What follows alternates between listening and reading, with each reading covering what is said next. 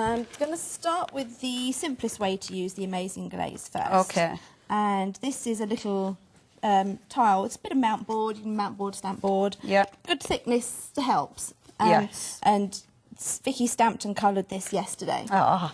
Thank you, Vicky. So I'm just going to cover it now with my embossing ink. Now, depending on what colours you've coloured it with, whether they're water-based, if they are a water-based, you don't want to rub the ink because obviously you might smudge.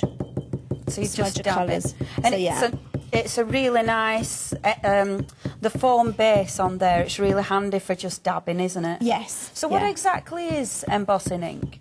Well, it's what you used when you're stamping and embossing. Yeah. Just it's in a bottle form with a dabber, so you can put it direct onto your stamps. Yeah.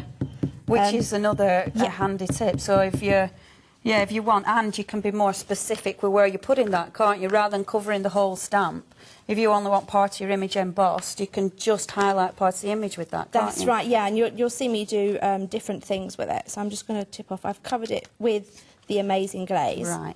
And the Amazing Glaze is basically an embossing powder, but it's a thicker cut embossing powder, isn't it? That's right. It's a clear, but it's big granules. Yeah. So that when it melts, it is thicker. But we still build up a couple of layers. Yeah. I'd say 2 layers is the minimum. Okay. For a nice smooth finish. Yeah. And then you can add other colours. Superb. So you don't. I love doing Amazing Glaze is only clear. Yes. It doesn't come in different colours. It's all you need, and then you can just use your regular embossing powders. And once you've used maybe 2, maybe 3 if necessary, but you get that fabulous tile effect, don't you? That's right. And it looks, I mean, it looks like glass, doesn't it? Yes. It's beautiful. Well, that's what I'm doing to this one. You can see it's starting to melt. Yeah. Now, it takes a little bit longer to melt because it is a thicker glaze. Yeah. But when you're triple thick embossing, you need to be ready, don't you? Because once you've done your first layer, you really want to be putting your powder on. Is that the way you do it, or do you reapply? No, I try and put the powder on while it's still warm. Yeah. But if you let it cool, if the phone rings and you go off, you put your ink back on and put another layer on the ink. That's fine. Excellent. Now I know, again, you're loving this at home. It's 158007. 10% has already gone at £9.99. Well, I don't blame you, actually. That's such a good price. That's lovely. Now, you don't have to, when you've got these trays, you can just stick the whole lot in, can't you? That's Even right. if you're working on paper, please don't worry if you haven't got the trays at home like I haven't yet. But if you haven't, you can work on paper. It just means make sure if you're working on paper, because this is something I've learned, make sure you put it away before you start heating, because otherwise you have all your spare powder there that you then make into a molten mess, which is really depressing. Now you can see there's a couple of little holes, and what I can do is I can put it back in for a complete new layer, or I can just grab a bit and sprinkle it in, but I think I'm going to have to do a new layer just to get it smooth, because it's a big tile. Yeah.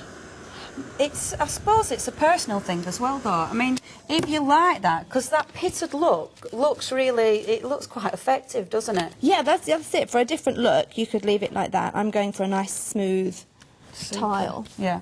You want it smooth. Smooth. That's beautiful. And it is better on your heavier cardstock or your mount board, because you will see it can start to...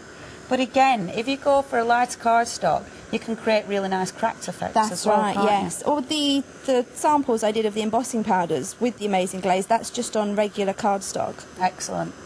But yeah, if you don't put it on something firm, it will crack. And you need to do that, don't you, really? Now, I'm just going to take a little bit of psychedelic. Gorgeous, I love this powder.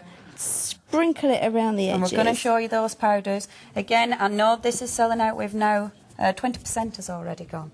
So please pop it in your basket. Make sure you take advantage of that P&P offer as well. And now you're going to heat again. Just a little bit of heat, because it's only the psychedelic. Cool. But remember, with this psychedelic, if the more you heat it, it changes colour, doesn't it? That's right. I love that. When many moons ago, this powder I used to use for nearly everything. Yes, just a little bit in everything. Yes, love it. So that's fabulous. That's the tile done, now, and it's just cooling on your cameras. Yeah, you do have to be careful, because they are hot, aren't they, initially, when you've just done them. But if you look at that, can you see that little bit of glitter there? And it's gorgeous because it just sits on top, doesn't it? So you can see the depth of the tile.